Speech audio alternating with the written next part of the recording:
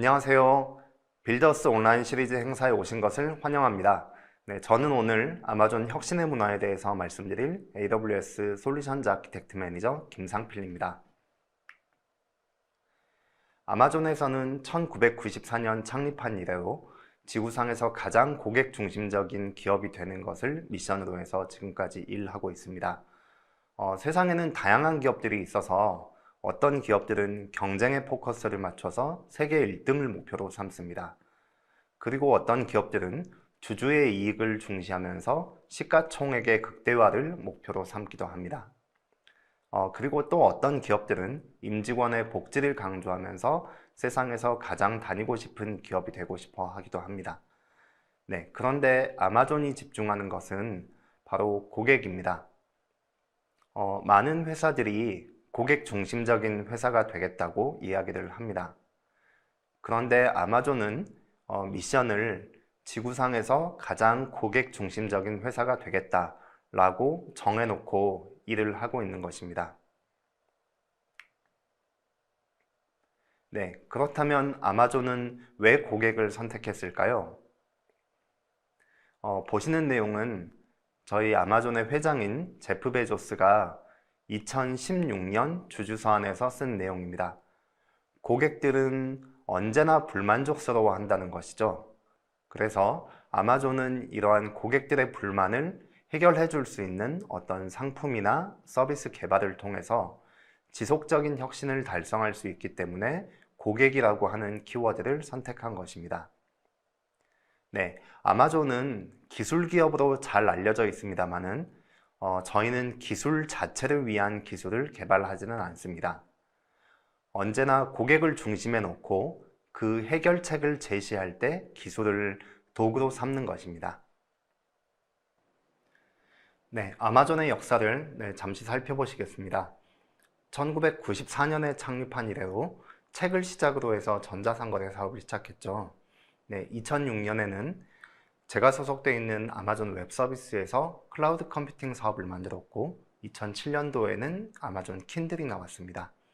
그 외에도 아마존 프라임 비디오 같은 멀티미디어 서비스, 그리고 아마존 알렉사 같은 인공지능 스피커, 그리고 최근에는 아마존 고라는 무인 매장도 나오게 됐습니다. 네, 그런데 제프 베조스가 첫 번째 품목으로 책을 선정한 이유를 아시는 분 계십니까? 네, 책은 만져보지 않고도 구매할 수가 있기 때문입니다. 그리고 배송이 용이하고 잘 썩지도 않습니다. 네, 그런데 이 외에 책을 선정한 가장 큰 이유 중에 하나는 단일 품목 중 가장 다양한 제품이 있기 때문에 첫 번째 품목으로 골랐다고 합니다. 다양성을 고려해서 다양성을 제공해서 고객 만족도를 높이려고 했던 거죠. 그리고 그 물리적으로 배송했던 책을 1분 이내에 책을 다운로드 받을 수 있게 킨들이라고 하는 제품을 내놓았습니다. 그리고 2015년도에 나온 아마존 북스라고 하는 오프라인 서점에서는 책을 세로로 진열하는 전통적인 진열 방식이 아니고 고객 경험을 개선할 수 있는 여러 가지 진열 방식을 선택을 하고 있습니다. 결국 고객을 중심에 놓고 수십 년 동안 지속적인 혁신을 하고 있는 것이 아마존의 역사였다라고 요약드릴 수가 있을 것 같습니다. 네, 다음은 아마존의 사업 모델에 대해서 살펴보겠습니다. 아마존 그로스 플라이 휠이라고 하는 것인데요. 네, 우선은 고객에게 다양한 선택지를 제공합니다. 책으로 시작했다고 말씀드렸던 전자상거래 사업이 지금은 자동차까지 판매하는 에브리띵 스토어로 발전해 있습니다. 네, 이렇게 고객에게 다양한 옵션을 제공하면 당연히 고객의 경험치가 더 좋아지게 됩니다. 그리고 더 좋아진 고객 만족도와 경험치로 고객도 늘게 되겠죠. 네, 이미 아마존 전자상거래 사업부, 즉 정확히는 컨슈머 디비전의 매출 중에서 50% 이상이 아마존 서드파티 셀러로부터 나오고 있습니다. 그리고 제가 소속되어 있는 AWS도 마찬가지입니다. AWS 마켓플레이스에 1,500개가 넘는 소프트웨어 업체들이 7,000개가 넘는 소프트웨어를 제공하면서 고객분들에게 훨씬 더 넓어진 선택지를 제공해 드립니다. 이렇게 갖춘 규모의 경제를 통해서 저희는 더 강력한 원가 구조를 가져가게 됩니다. 그런데 저희는 이익을 극대화하기보다는 이 부분을 가격 인하로 연결을 시킵니다. 네, 이렇게 합리적인 가격에 넓은 선택지를 제공해서 다시 고객 경험을 개선하고 더 사용자를 늘리면서 전체 에코시스템을 키우면서 규모를 키워나가는 것이 저희 AWS를 포함한 아마존닷컴 전체 모든 사업부의 사업 모델이자 사업 전략이라고 말씀드릴 수가 있을 것 같습니다. 네, 이런 사업 모델의 구축을 위해서 저희가 어떤 경우에도 지키려고 하는 고객 관점의 밸류 프로포지션 세 가지가 있습니다. 네, 첫 번째는 가격이고요. 같은 제품과 서비스를 더 많은 돈을 주고 구매하실 고객은 전 세계에 없을 것입니다. 그리고 두 번째는 선택지입니다. 고객에게 다양한 옵션을 제공하면서 만족도를 높이겠다는 것이죠. 그리고 마지막으로 컨비니언스, 즉 편의성입니다. 복잡한 프로세스를 간소화해서 고객의 경험치를 더 높이겠다는 것입니다. 네, 이러한 아마존의 지속적 혁신의 원천은 무엇일까요? 네, 저는 문화, 일하는 방식, 조직, 구조 측면에서 설명을 드릴 수 있을 것 같습니다. 네, 컬처, 즉 문화부터 말씀드릴 수 있을 것 같습니다. 네, 혁신은 어떤 특정한 한 분야 또는 부분에서만 일어나는 게 아니고 모든 임직원 그리고 모든 영역에서 책임감을 가지고 자율적으로 문화를 지키고 혁신을 이루기 위해서 노력할 때 가능하다고 생각합니다. 아마존의 기업 문화는 16가지의 리더십 프린시플들로 요약할 수가 있을 것 같아요. 네, 오른쪽에서 보시는 DNA 그림 속에서 보시면 커스터머 옵세션부터 Success and Scale, Bring, Broad Responsibility까지 16가지가 적혀 있는데요. 아마존이언들의 고객 중심의 혁신 DNA라고 볼 수가 있습니다. 네, 내부적으로는 LP라고 줄여서 부리는 리더십 프린시플에는 전제 조건들이 있습니다. 보통 리더라고 하면 임원이냐 팀장이냐 이런 논란이 있을 수가 있는데요. 아마존 전 직원이 리더라는 가정하에서 LP가 적용이 되게 됩니다. 네, 그러면 이 LP라는 게 아마존에 왜 필요했을까요? 13년 전이었던 2009년에 저희 임직원은 24,000명이었습니다. 네, 그리고 8년 전인 2014년 저희 임직원 수는 5배가 넘는 15만 4천 명이었습니다. 그리고 작년, 즉 2021년 기준 저희 임직원 수는 몇 명이었을까요? 네, 145만 명이 넘었습니다. 네, 이렇게 폭발적으로 성장하는 저희 직원들에게 하나하나 이렇게 하라고 지시하고 통제하는 것은 불가능해진 것이죠. 그리고 저희 수십만 명이 일하는 하나의 대기업보다 더 수천 개의 스타트업을 지향하는 아마존에서 그 중앙 집중적인 어떤 통제 같은 것들도 좋은 선택은 아니었을 겁니다. 그래서 다양한 사업 영역에서 다양한 기능을 수행하는 임직원들에게 고객 중심적으로 생각을 하고 혁신을 지향하는 아마존이언으로서 반드시 지켜야만 할 어떤 행동 강령 같은 것들을 줘서 본인들이 스스로 판단하고 이에 맞춰서 행동할 수 있게 한 것이 바로 LP입니다. 네, 다른 많은 회사들도 유사한 것들을 가지고 있습니다. 네, 그럼에도 아마존처럼 모든 직원들이 이 원칙들을 중요하게 생각하고 매일매일의 업무 방향이나 의사결정에 적용하는 회사를 저는 아직까지는 경험해 보지는 못했습니다. 네, 예를 들어 이 16개의 LP는 인재 채용 시에도 활용이 됩니다.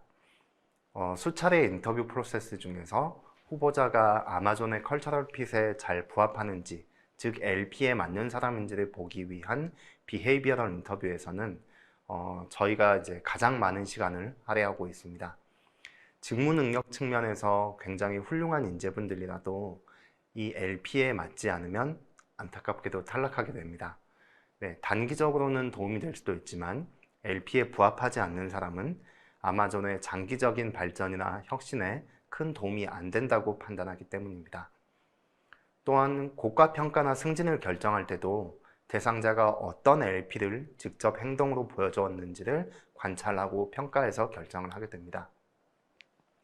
또 향후 커리어 디벨롭먼트 시에도 어떤 LP가 강한지, 어떻게 하면 이를 더 강화할 수 있을까 고민하는 관점으로 활용되게 됩니다. 그리고 이제 아마존의 의사결정을 위한 어떤 회의실에 들어가도 이 LP를 디스커션에 활용하게 됩니다. 문제나 답이 클리어한 경우에는 기계들이 의사결정을 더 잘할지도 모릅니다. 그러나 그렇지 못한 경우에는 LP를 통한 디베이트가 중요한 의사결정에 도움이 된다고 보는 겁니다. 그리고 복잡한 표현 대신에 어떤 각각의 LP를 언급하면서 커뮤니케이션 상에서 더 효율적으로 커뮤니케이션 하기 위해서 이 LP들이 쓰이는 측면도 있게 됩니다. 네, 시간 관계상 전체 16개 LP를 다 설명드릴 수는 없지만 혁신하고 직접적으로 관련된 LP인 Invent and Simplify라고 하는 LP에 대해서 소개드리겠습니다. 리더들은 조직 내에서 지속적으로 혁신 기회를 찾아내고 이것들을 단순화하고 정립해서 다른 조직으로 전파하라고 적혀 있습니다. 그리고 내 아이디어에만 천착하지 말고 외부에서도 새로운 아이디어를 얻어서 내재화하라고 하는 것입니다. 네, 그런데 가장 강조드리고 싶은 내용은 맨 마지막에 있는 내용입니다. 혁신을 할 때는 속된 말로 이 미친 사람 취급 당할 각오를 하고 오랜 시간 동안 참아내야 한다는 것입니다. 네, 무엇인가 아이디어를 냈을 때 그 방에 있는 사람들이 모두 고개를 끄덕거린다면 혁신적인 아이디어라기보다는 그냥 개선에 머무는 그런 아이디어일 가능성이 높지 않겠습니까? 사실 제프 베조스가 이 소위 미친 사람 취급을 받은 적이 굉장히 많습니다. 아마존이 고객들을 위해서 킨들을 출시했을 때에도 기존 전자상거래 사업에 카니발라이즈가 될 텐데 아마존은 왜 저러나 라는 오해를 샀었습니다. 그리고 드론이 나왔을 당시에도 이 드론으로 배송할 수 있는 품목은 채 1%가 되지 않았을 뿐만 아니고 각 국가별 항공 레귤레이션 때문에 적용도 어려웠던 상황이라서 사람들은 이해를 하지 못했습니다. 그런데 지금은 배송할 수 있는 품목도 확대되고 있고 많은 국가에서 이 드론 배송을 준비해달라는 요청을 받고 있습니다. 그리고 대표적인 사례가 다름 아닌 제가 소속된 아마존 웹 서비스, 즉 클라우드 컴퓨팅을 사업을 시작했던 2006년이었습니다. 비즈니스 위크나 포춘 같은 주요 경제지에서 아마존이 위험한 도박을 한다라고 하는 표현을 써가면서 맹비난을 했었습니다. 당시에 전자상거래 사업이 고성장은 달성했지만 낮은 이익률 때문에 주주분들에게 챌린지를 받고 있었기 때문인데요. 네, 과연 저희 아마존 웹 서비스는 이후에 어떻게 됐을까요? 네, 지금은 아마존에서 회사 전체에 가장 많은 기여를 하고 있는 사업부가 아마존 웹 서비스가 되어 있습니다.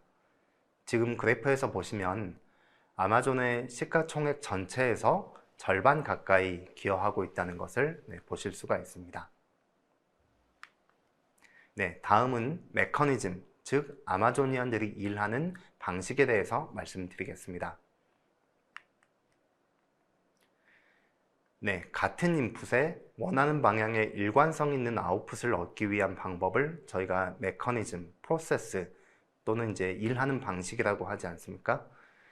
저희 아마존이언들이 새로운 아이디어나 정보를 인풋으로 넣었을 때 고객 중심적이고 혁신적인 상품과 서비스가 탄생할 수 있게끔 드라이브하는 메커니즘이 바로 이 워킹 백워드라고 하는 메커니즘입니다. 네, 아마존에서 출시된 거의 모든 사업 모델, 상품, 서비스들이 바로 이 워킹 백워드 메커니즘을 통해서 나온 것들인데요. 네, 첫 번째 LP인 커스터머 옵세션에 보시면은 Start with customer and working backwards 라고 적혀 있는 그 첫 문장이 시작되는데요. 초기 아이디어를 만드는 단계부터 이것이 고객들을 위해서 좋은 아이디어인지 그리고 고객을 위해서 올바른 의사결정을 하고 있는지를 검증하는데 활용되는 것입니다. 일반적으로 회사들은 경제성 분석을 기반으로 해서 상품 기획을 하고 또 R&D를 하고 제품을 생산한 다음에 홍보팀, 마케팅팀에서 가서 보도자료를 써달라고 합니다. 그런데 아마존은 고객 페인 포인트를 관찰하고 이것이 해결된 미래의 모습을 가상의 보도자료, 즉 프레스 릴리즈로 쓴 다음에 FAQ로 쓰고 비주얼을 개발해서 프로토타이핑을 만든 이후에 제품 개발을 하게 됩니다. 그래서 순서가 거꾸로 됐기 때문에 워킹 백워드라고 부르게 됩니다. 어떤 혁신적인 아이디어가 떠올랐을 때 다음 5가지 질문에 답하는 형태로 이 프레스 릴리즈를 쓰게 되는데요.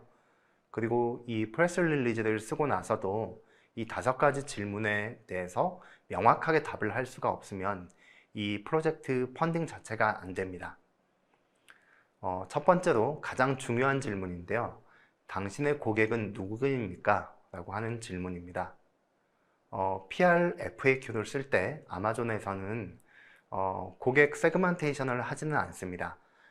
가상으로 이 고객의 이름, 나이, 성별, 인종, 직업 같은 단 한 사람을 정해서 진행을 하게 됩니다. 한 사람의 고객에 집중하게 되면 이 고객을 세그멘테이션 하는 것보다 더 심층적으로 고민을 할 수 있기 때문입니다. 다음, 이 한 명의 고객이 가진 페인 포인트는 어떤 것이며 개선 기회가 어떤 것이 있는지 찾아내게 됩니다. 이 고객이 어떤 니즈를 가지고 있고 달성하려고 하는 목표는 무엇이며 이 목적 달성 시에 지금 현재 장애 요인이 되고 있는 게 무엇이며 이걸 해결하기 위해서 현재 어떤 행동들을 하고 있고 이 행동들을 개선해 주거나 혁신해 줄 수 있는 기회가 무엇인지 찾아내야 된다는 것이죠. 다음은 이 고객의 페인 포인트를 해결해 줄 수 있는 솔루션이 명확한 밸류 프로포지션을 가지고 있는지를 검증을 해야 됩니다. 앞서 말했던 가격인지 또는 선택지를 넓게 해주는 것인지 또는 고객에게 어떠한 편리함을 제공해 주는 것인지 이렇게 철저하게 고객 관점에서 한 가지 클리어한 밸류 프로포지션이 있는지를 판단을 해서 그 한 가지 밸류를 명확하게 전달해 줄 수 있는 솔루션을 선택하려고 하는 것입니다. 그리고 이 고객이 해당 니즈를 갖고 있다는 것을 입증할 수 있는 정량적인 또는 정성적인 분석이 있어야 할 것입니다. 이런 부분은 프레스 릴리즈보다는 FAQ에서 작성이 되어야 됩니다. 그리고 마지막으로 이 고객이 솔루션을 어떻게 사용하는지 그리고 사용하고 나면 어떤 경험과 느낌을 갖게 되는지 이 사용 케이스를 설명을 할 수가 있어야 됩니다. 첫 번째로 하는 건 마치 제품이 이미 출시된 것 마냥 보도자료를 쓰는 것입니다. 물론 이건 대회용 보도자료가 아닙니다만 그렇지만 그런 것처럼 써야 됩니다. 한 페이지 정도의 새로운 제품에 대한 소개 자료인데 고객 관점의 언어로 쓰는 것입니다. 물론 어려운 일입니다만 저희가 만든 아이디어를 검증하고 제품이나 기능에 대한 비전을 세우는 데는 굉장히 효과적인 그런 방식입니다. 그리고 PR과 더불어서 FAQ를 쓰는데요. PR은 보통 1장, FAQ는 5장 이상으로 자유롭게 쓰게 됩니다. 제한 제품이나 서비스에 대한 디테일들을 쓰게 되는 건데요. 보통 FAQ는 고객용, 내부용 이렇게 나누게 됩니다. 고객용은 보통 고객이 할 만한 질문들을 예상을 해서 가격이 어떻게 되는지, 이게 또 고장이 나면 어떻게 되는지, 그래서 AWS가 이 서비스가 고장이 나게 되면 업무에 영향이 어떤지 같은 질문들을 쓰게 되고요. 프로젝트 초기 단계부터 고객의 예상 질문을 통해서 그 고객들의 입장에서 생각해 보라는 이야기가 되는 겁니다. 내부용 FAQ는 내부의 목표, 비즈니스 결과, 그 다음에 보안 문제와 같은 질문들을 하게 됩니다. 예를 들면 왜 이 서비스가 출시될 서비스가 성공할 거라고 믿는지, 다른 솔루션들과의 차별점은 어떤 것들이 있는지, 고객이 이 서비스로 움직이지 않을 경우에는 어떤 것들을 할지와 같은 것들에 해당하는 질문들을 쓰게 됩니다. 비주얼은 세 번째 아티팩트로서 말로 표현할 수는 없는 고객의 경험이 어떻게 나아지는지 PR을 표현하는 것입니다. 이 PR과 FAQ에서 포착된 아이디어를 이 시각적으로 표현을 하는 것이고요. 꼭 이 훌륭한 디자이너가 있을 필요는 없습니다. 네, 처음에는 이 러프한 스케치를 하고 PR, FAQ가 정교해지면서 더 세밀하게 비주얼을 개선을 하게 됩니다. 그리고 이 PR, FAQ와 함께 제안된 제품과 서비스가 어떤 것인지를 더 명확하게 알 수 있는 것입니다. 그래서 이 비주얼에서는 고객이 가장 베네핏으로 느끼는 점이 어떤 것이 있을지 그 고객에 대한 경험을 담아내는 것이 비주얼이라고 보시면 되겠습니다. 네. 예를 들어서 지금 이 아마존 락커라고 하는 서비스가 있는데요. 이 락커 서비스 역시 이 워킹 백워드 메커니즘을 통해서 기획된 서비스이고요. 아마존닷컴 홈페이지에서 물건을 주문할 때 이 집 주소뿐만 아니라 주요 거점에 있는 이 아마존 락커로 주문을 해서 이 전송받은 코드를 입력해서 락커를 열고 물건을 받아갈 수 있는 셀프 서비스 기반의 픽업 서비스입니다. 처음에는 이 락커의 고객은 65세 존이라고 하는 남성 노인으로 가정을 했었습니다. 그리고 이제 이 노인은 집이 없고 캠핑카에서 생활을 하는 사람으로 설정을 했는데요. 이 존이 쇼핑을 할 때 페인 포인트는 명확하죠.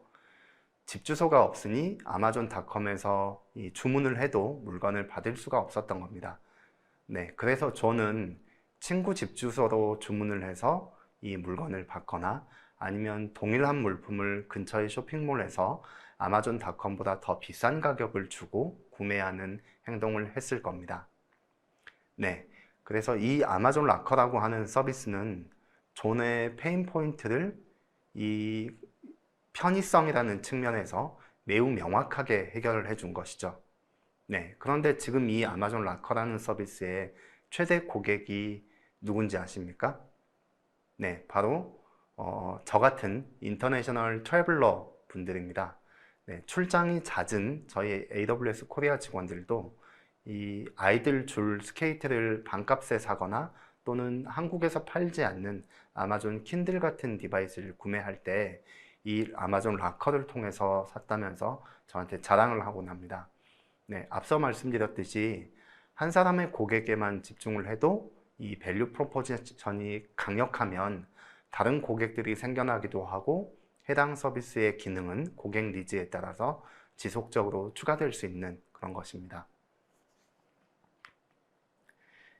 네, 그래서 PR, FAQ, 비주얼 이 세 가지가 워킹 백워드에서 나오는 아티팩트들이게 되고 이것들을 통해서 혁신에 대한 논의를 내부에서 시작을 하게 됩니다.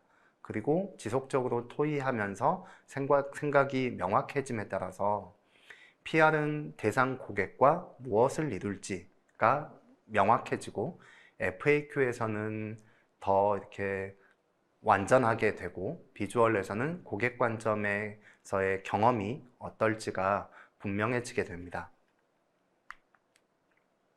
네. 근데 이 PR FAQ의 작성 목적은 그냥 문서를 작성하는 그 자체가 아니고 어떻게 보면 고객 관점에서 혁신을 하기 위한 논의의 시작점이라고 보시면 됩니다. 네, 아마존의 어떤 회의실에 가도 이 공통점이 있는데요. 서울 오피스에 가거나 뭐 싱가포르 오피스에 가거나 또는 뭐 시애틀 본사 가더라도 이 회의실 중앙에 필통이 있고 그 필통 안에는 사인펜이 꽂혀 있게 됩니다. 그래서 이 PR, FAQ 리뷰를 할 때 문서 읽으면서 피드백을 주기 위해서 메모하는 용도로 이 펜이 있게 되는 겁니다. 네, 그래서 이 PR, FAQ 작성하신 분들에게는 본인이 낸 아이디어하고 관련한 사람들에게 리뷰 요청을 할 수가 있어요. 그래서 이 리뷰는 보통 1시간 정도 진행이 되고요. 그 다음에 1시간 중에서 첫 번째 20분은 이 PR FAQ를 읽는 시간입니다.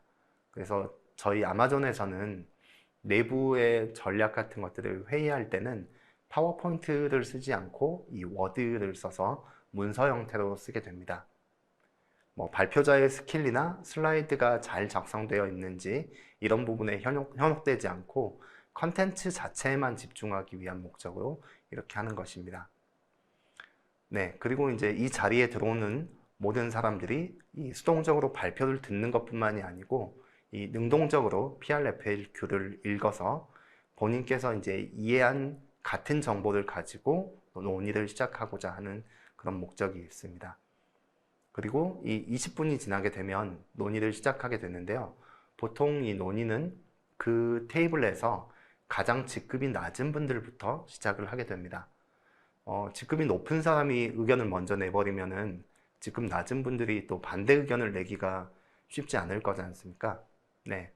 그리고 또 이 논의한 내용은 어떤 챌린지나 비판을 하기 위한 그런 부분도 있지만 많은 부분들이 아이디어를 보완할 수 있기 위한 아이디어를 추가하는 그런 부분입니다. 그리고 이제 이 아이디어를 내는데 어떤 리소스가 더 필요하게 될지 그 필요한 리소스를 더 지원해 주겠다라고 하는 건설적인 내용으로 이 미팅이 진행이 되게 됩니다. 네, 그리고 마지막 20분 정도는 그 자리에서 가장 높은 분들이 PRFAQ 그리고 이제 중간에 나왔던 다른 사람들의 의견에 대해서 피드백을 주고 액션 아이템을 정리하면서 끝나게 됩니다. 그래서 이 PRFAQ 리뷰하는 게 보통 한 30회 정도 이렇게 많이 진행이 되고 이 과정 중에서 아이디어가 더 구체화되고 발전이 되게 됩니다. 네, 아이디어를 내거나 PRFAQ를 쓰는 데는 시간은 들더라도 비용이 따로 들거나 그렇지는 않죠. 그래서 저희는 이 과정에서 집단지성에 기반한 가상의 실험과 실패를 하면서 저렴한 비용에 큰 혁신을 시작할 수가 있게 되는 겁니다. 네, 다음은 조직에 대해서 살펴보시겠습니다. 아마존에서는 싱글 스웨디드 오너십이라는 말이 자주 인용이 되는데요. 어떤 혁신 상품에 대한 기획에서부터 연구 개발, 운영, 그리고 고객으로부터 받은 피드백에 대한 반영까지 한 팀이 오너십을 가지고 책임을 져야 된다는 이야기입니다. 그래서 좀 풀어서 설명을 드리면 크던 작던 하나의 문제를 책임지고 해결할 수 있는 단일팀을 만들어야 이 고객 중심적인 상품 혁신이 빠르고 그리고 제대로 이루어진다는 철학을 가지고 있는 것이지요. 네, 우리는 이런 싱글 스웨디드 오너십을 가져가는 팀을 투피자 팀이라고 부릅니다. 네, 투피자 팀은 2004년도에 제프 베조스에 의해서 고안된 개념인데요. 팀이 식사를 할 때 피자 2판 가지고 한 끼 식사를 할 수 있을 정도로 팀 단위가 작아져야 된다는 뜻입니다. 그래서 이 투피자 팀은 보통 6명에서 10명 사이로 구성이 되고 이 상품 혁신에 필요한 크로스 펑셔널 팀들의 인원으로 구성이 되게 됩니다. 엔지니어나 프로덕트 매니저 그리고 이제 테스트 하시는 테스터분들 꼭 필요한 펑션의 인력들로 타이트하게 구성되는 것입니다. 네, 이렇게 작지만 완결된 팀 구성을 통해서 다른 조직에 대한 의존도를 줄이면서 불필요한 커뮤니케이션 코스트를 줄이고 자율적으로 이 민첩한 조직 운영을 통해서 정해진 문제 해결에 집중하면서 혁신 속도를 가속화하려는 것입니다. 그리고 책임감 측면에서도 강력한 오너십을 갖게 됩니다. R&D하고 운영이 분리되어 있으면 서로 간에 책임을 전가하는 그런 경우가 많이 발생할 수 있습니다. 그렇지만 이 투피자 팀을 운영하게 되면 그 팀 안에서 소프트웨어를 개발하고 테스트하고 운영을 하게 됩니다. 네, 개발한 소프트웨어에 버그가 있어서 운영상에 문제가 생기면 해당 팀에서 책임을 지고 주말이라도 일을 하게 됩니다. 그래서 시작부터 끝까지 모든 단계에 강력한 책임감을 부여할 수가 있는 것입니다. 이 프로젝트가 상품화가 되면서 팀 규모가 커지게 되면 다시 여러 개의 투피자 팀으로 쪼개면서 민첩성을 잃지 않으려고 저희는 노력을 하고 있습니다. 네, AWS의 CEO인 앤디 제시가 이런 말씀을 하셨습니다. 발명에는 2가지가 필요하다. 첫 번째는 많은 실험을 시도할 수 있는 역량, 그리고 2번째는 실험에 대한 실패로 인한 피해를 최소화할 수 있는 역량. 네, 아마존의 수천 개의 이 투피자 팀들에서는 이러한 혁신을 위한 실험을 계속합니다.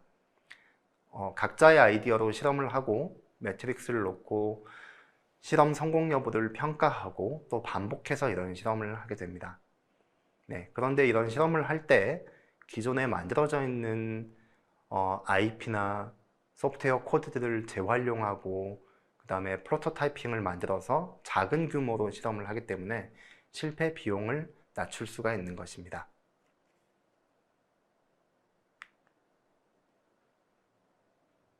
네, 아마존도 수많은 실패를 해왔는데요. 네, 대표적인 것이 이 파이어폰입니다. 4개의 카메라 센서로 3D 디스플레이를 구현을 했고 제스처 기반의 UI, UX를 넣는 2014년 당시에는 굉장히 혁신적인 시도를 했습니다. 네, 그런데 파이어폰은 겨울에 인기가 많았습니다.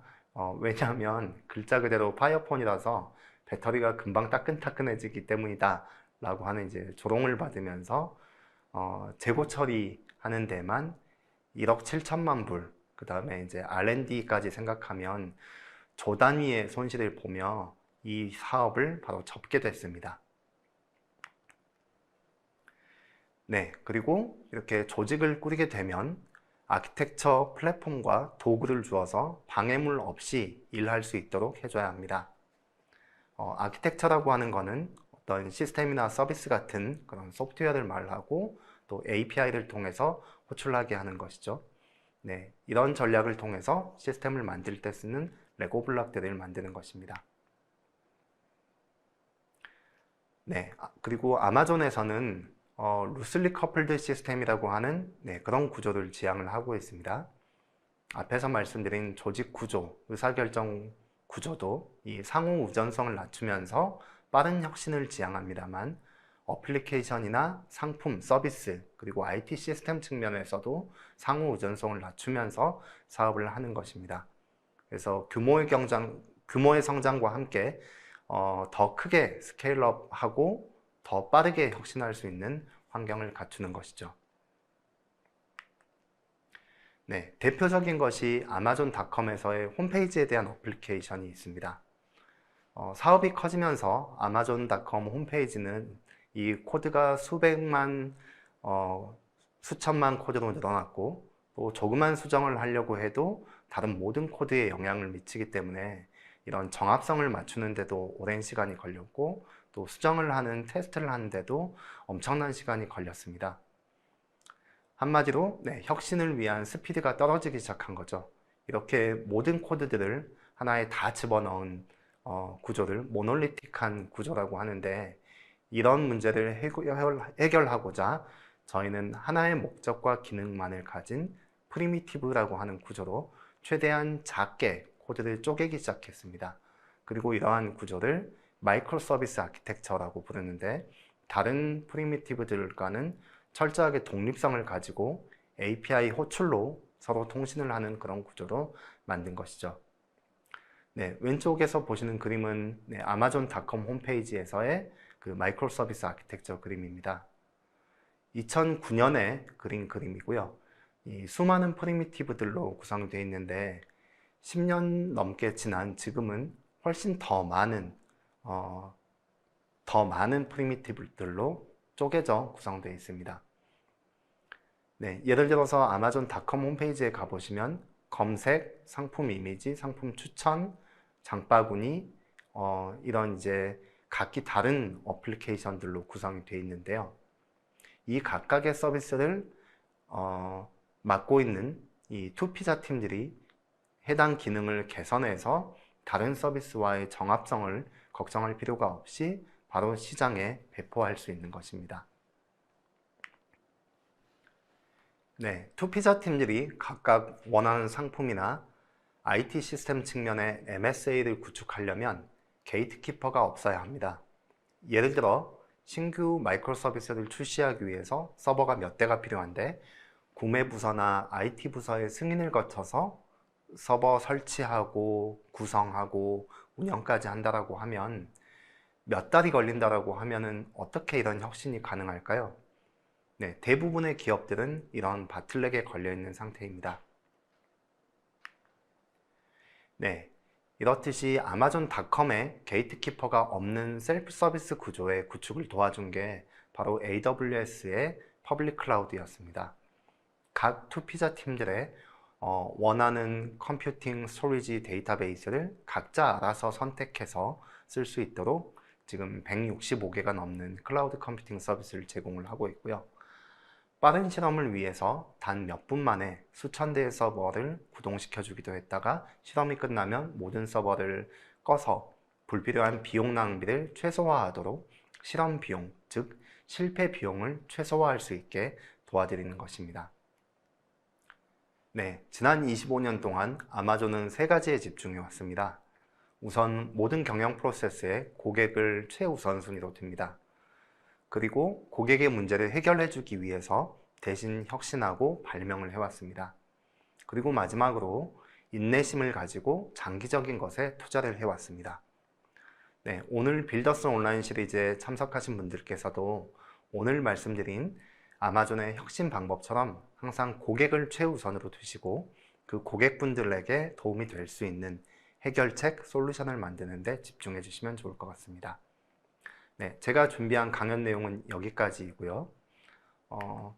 강연 내용 이외에 두 가지 정도 안내 말씀을 드리고 마치겠습니다. AWS는 이 추가적인 심층적인 학습 과정을 원하시는 분들을 위해서 550여 개 이상의 무료 디지털 교육 과정을 진행하고 있으니까 참고해 주시면 좋을 것 같습니다. 네, 그리고 오늘 발표의 이후에는 오늘 강연에 대해서 잊지 말고 많은 피드백 부탁드리겠습니다. 네, 지금까지 아마존 혁신의 문화에 대해서 말씀드렸던 AWS 솔루션즈 아키텍트 매니저 김상필 팀장이었습니다. 네, 경청해 주셔서 감사합니다.